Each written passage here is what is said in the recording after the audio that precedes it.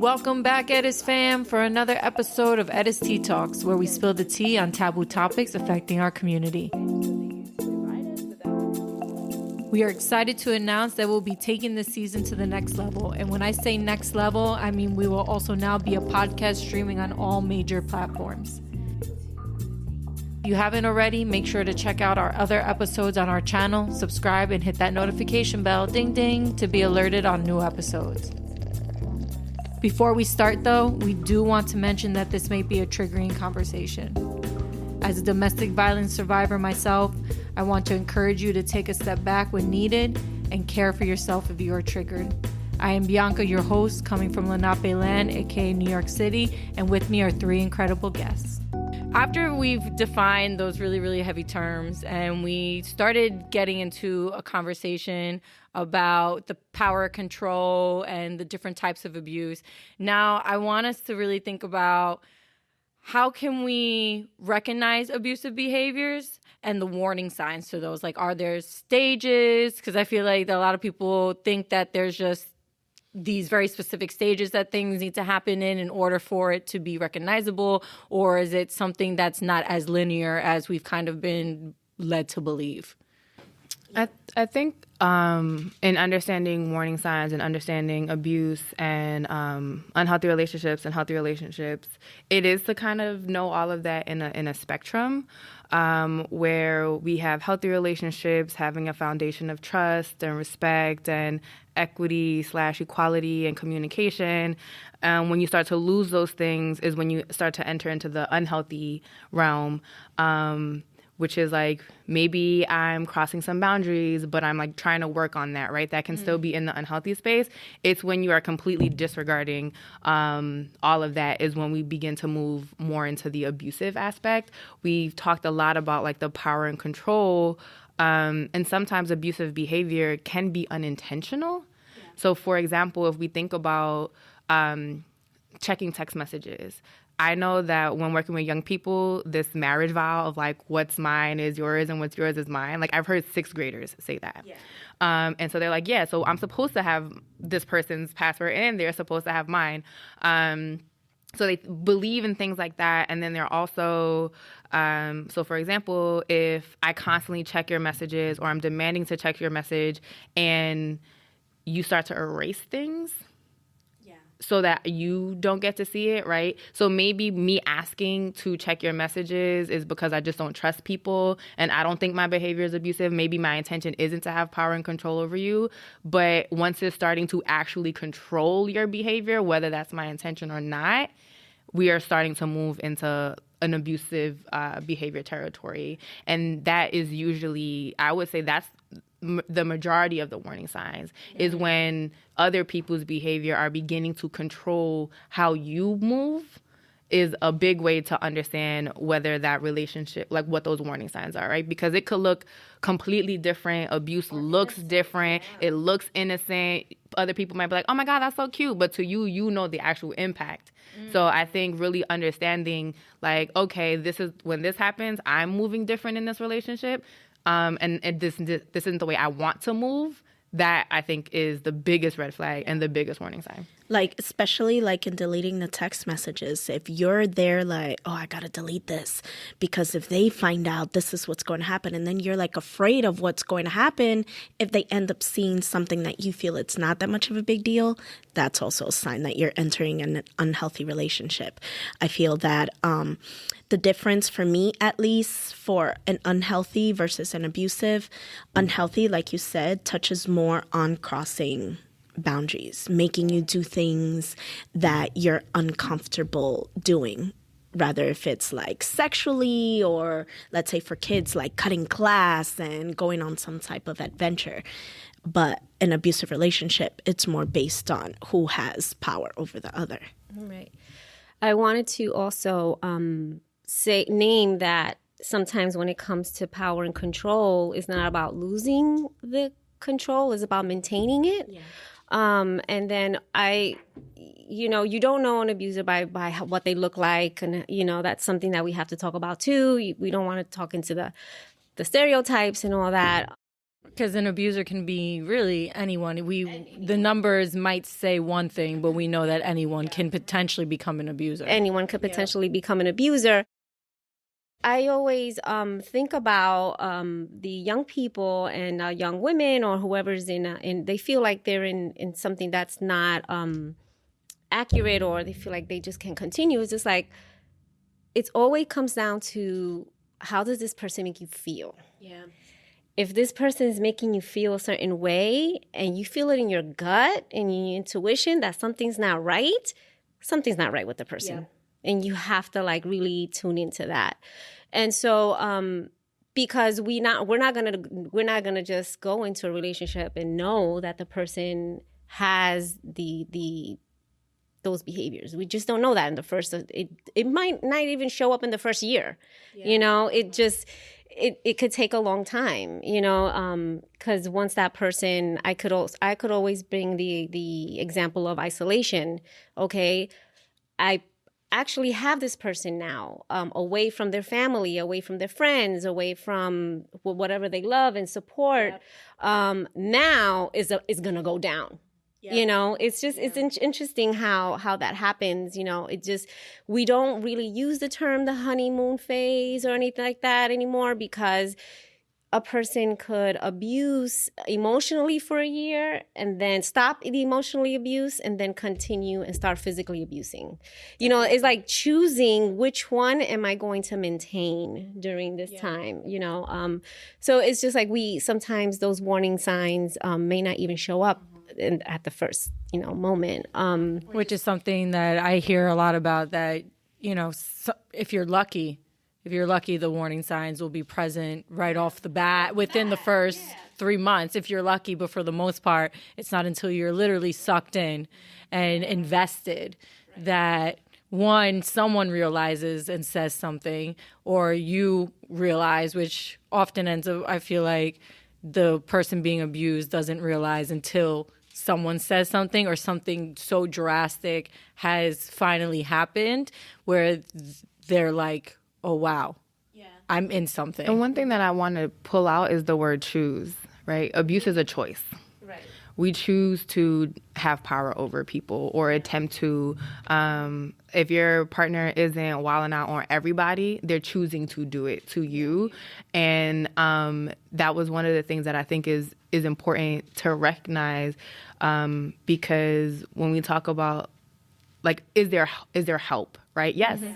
Right. And also there are many factors as to why people choose, but there's no like real science to it. A person can grow up in an abusive home and choose not to do that, right? They can see that impact and say, I'm never going to do that to my partner. Right. Yeah. Right. So we oftentimes think it's someone could have been a survivor in another relationship and could choose to be abusive in their next one, because it's like, I experienced that, now I'm going to do this.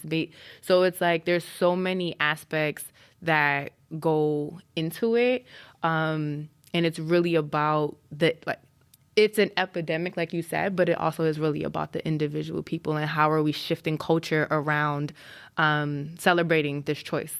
So with my past relationship, this person was extremely charming, loved by everyone, did acts of kindness, like would donate to charity. This person and their mother would go back to their homeland and just give money out to people within their neighborhood. So when I spoke up about it, no one really believed that was actually happening because of how kind this person was.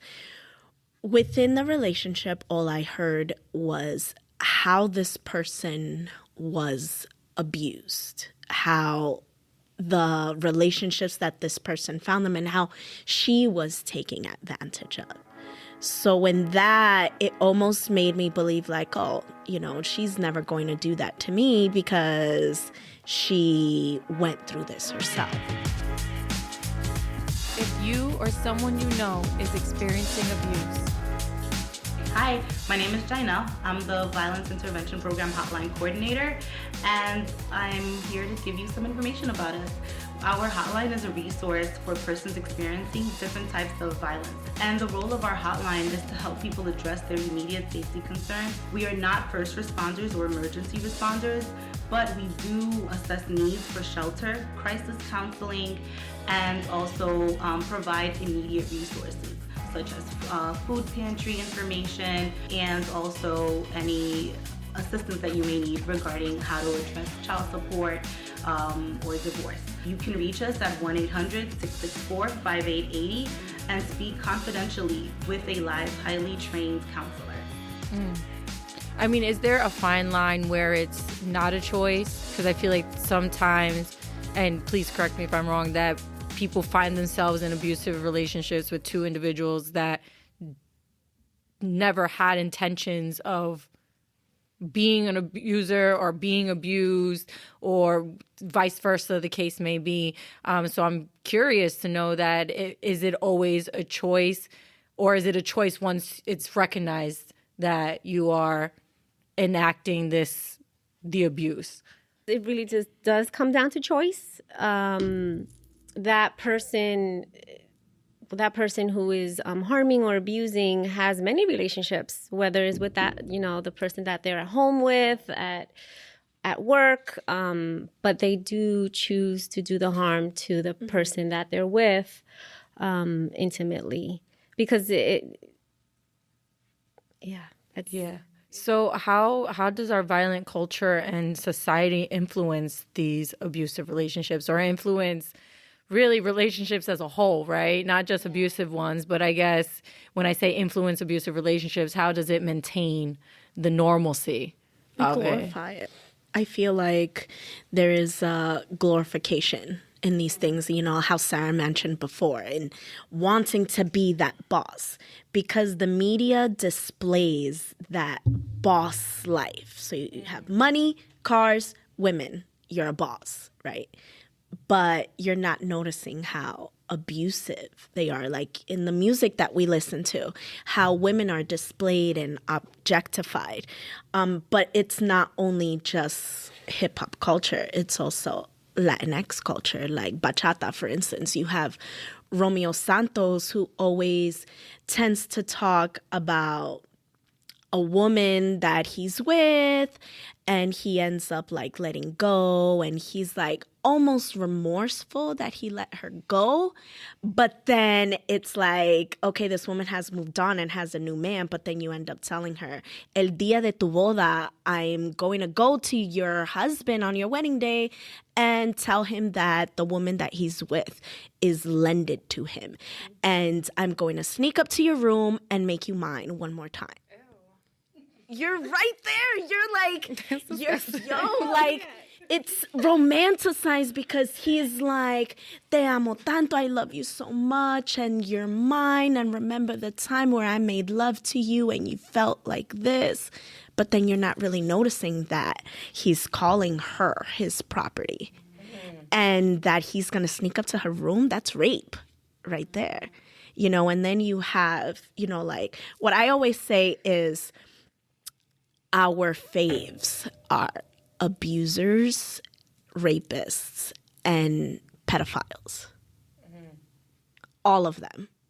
All of them. You cannot say that little girl acts grown and that is why I'm with her. If you are a 26-year-old man, there's no reason why you should be with a 16-year-old girl. And what I dislike is that description about the little girl being grown, or being a fast little girl. That little girl isn't fast. There's insecurity plays a big part. If this little girl isn't getting the love and attention that she's getting at home, it's not just, I love you, mija, giving her a lot of hugs. It's respect. Like your parents need to give you respect. It's not you give your parents respect because they birth you. Your parents need to give you respect. They're not abusing you. They're talking to you in a kind way. They're giving you affirmations. They're literally making you feel whole. If you don't feel whole, you're going to go out there and find it. And on that note, just around like adults and the way we glorify the assault of young men, right? Mm-hmm. That like whenever I was growing up and I would talk to like guy friends, and whenever they lost their virginity or like had sex for the first time, whenever it was really young, my next question was always like, she was older, wasn't she? Yep. And then they would look at me like, how did you know that? And I'm like, because I know, right? Like, this is like adults who prey on young people is a part of that as well. And like, just the way, like we said, we do romanticize it. I mean, even the book Lolita, we're like, this is an amazing classic. And I was like, no, it's not, right? And then...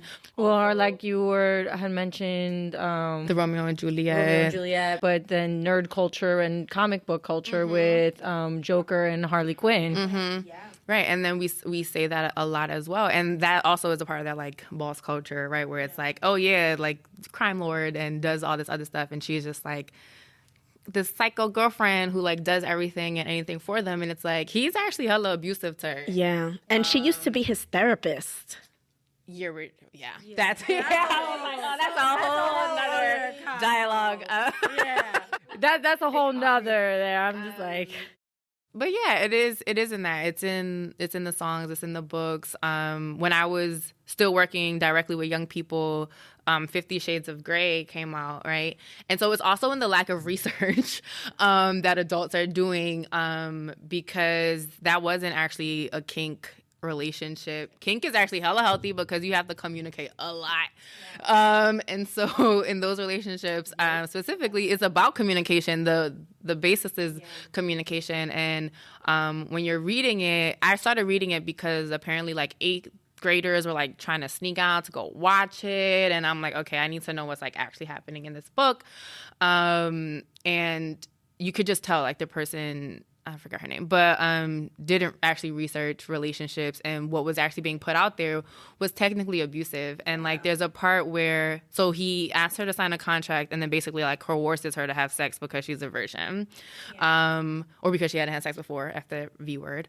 And he sent like these books to her house, but she never gave him her address. Yeah. And there's like a meme that was going around that was like, if he was poor, this would have been a Criminal Minds episode, right? So also just the way we romanticize like wealth and power, like, because obviously with wealth you have a certain level of power. And so it's all these things that as a culture, and earlier you mentioned that we have a blueprint to dominate, and I just think about like what were the blueprints that we lost as like Black and brown people before like imperialism and the binaries and the enslaving and things like that. It's just like, what did we lose as well?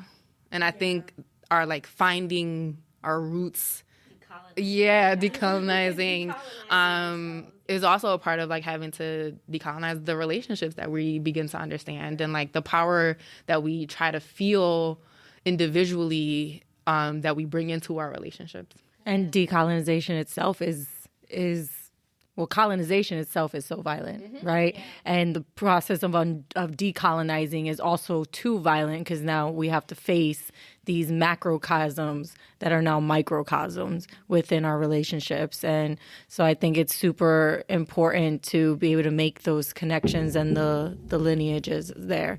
I'm sorry. Yeah. It's also important to recognize that it's deeply rooted in sexism, racism, and violence that's permissive. Like we're always negotiating what's violent or not. Yeah. And I'm just like, it's violent, you know? It's just like this negotiation and just like, that's not violent. If it sells, forget it. It's running with capitalism, whatever's violent. So it's really deeply rooted in those three. Yeah. And I definitely agree with that. And now for our final sip of tea. I think it's important to call out a few things again. 1, abusers or the person causing harm can be anyone, literally, regardless of race, gender, religion, economic status, education level, etc. Number 2, Warning signs can come in different forms and at different times throughout a relationship. Number 3, it usually takes time to realize that a relationship is abusive. And number 4, how someone makes you feel is a good indicator of measuring how healthy the relationship is.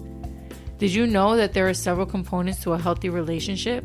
How do you measure how healthy your relationships are? Be sure to share your answer in the comments and continue the conversation. Don't forget to subscribe to our YouTube channel and to follow us on Instagram at eres.u. I want to thank our guests for joining me and our viewers for tuning in. The conversation continues, so stay tuned for next month's episode on surviving intimate partner violence. And never forget, eres you, own it. See you next time.